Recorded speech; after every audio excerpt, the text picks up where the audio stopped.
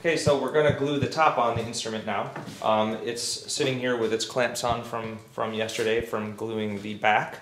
Yeah, so I'll just get to work on taking these off. I set them in the order that I took them off, and I set them at about the distance it's going to be when I put them back on. It's less work then for, if you were to spread these out or close them up, you'd have to redo it all, and that's annoying. So.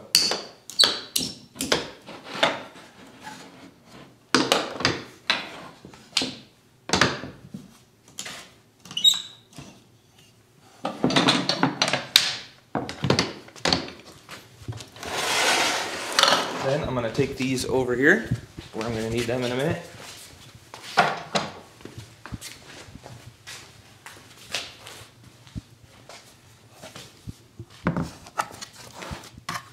So I'm going to leave this waist clamp in. That comes out through the sound hole. But these two clamps for the bouts need to come out now, or they would be trapped forever. And then I just take a look. Everything looks good. There's just some glue to clean out. That's one of the reasons we glue the back on first, is so I can clean it out. So you may even, can you even see that dry glue that's right there? Yep. Okay, so I'm just going to start cleaning glue out. I start around the blocks like this, straight down,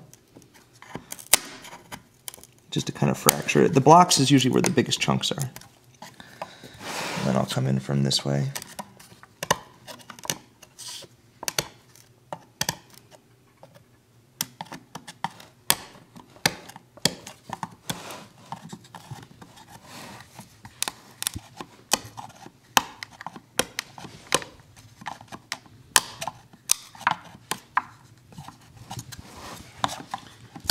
Funny, like I'm thinking about people watching this video and wondering what chisel we're using and what that's doing to the edge of it, which is the cheapest chisel we have. So I'm remembering, like, that chisel is part of a set I got from Sears in 1980.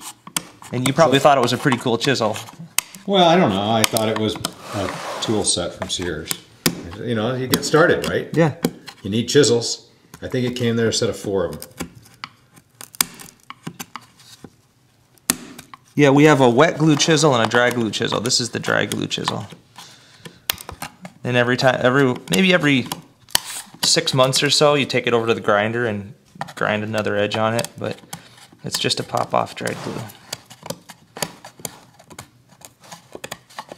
This is what Ben Bonham calls a paint can chisel, meaning you can use it to open a paint can if you want.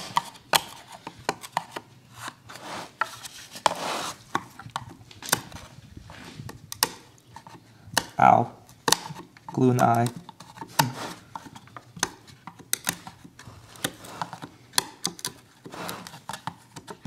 Okay, and then sometimes you think you popped it off, but you just loosened it. So I'll take my fingernail, go all the way around, try to catch all the flicks I can.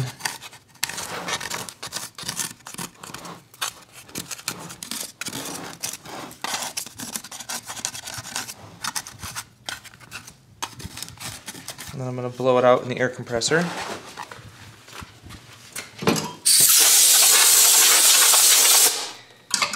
By the way, this whole time we're keeping it with its back caul on in order so that the instrument doesn't touch the table.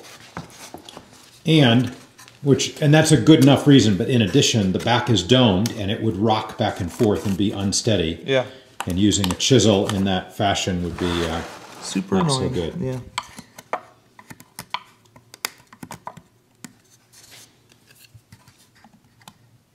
It's interesting, once you decide to start cleaning the glue out, if you only go part way, it ends up looking worse than if you didn't do it at all.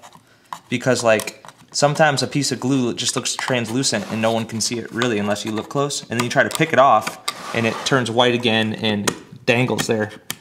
So if you're gonna do it, you gotta commit to it. And I think that's like a lot of things. You know, if you're gonna do it, you better do it right. Or leave it alone.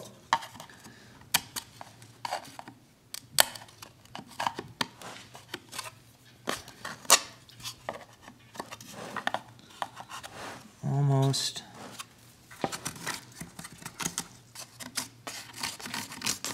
Okay, I'm gonna blow it off again.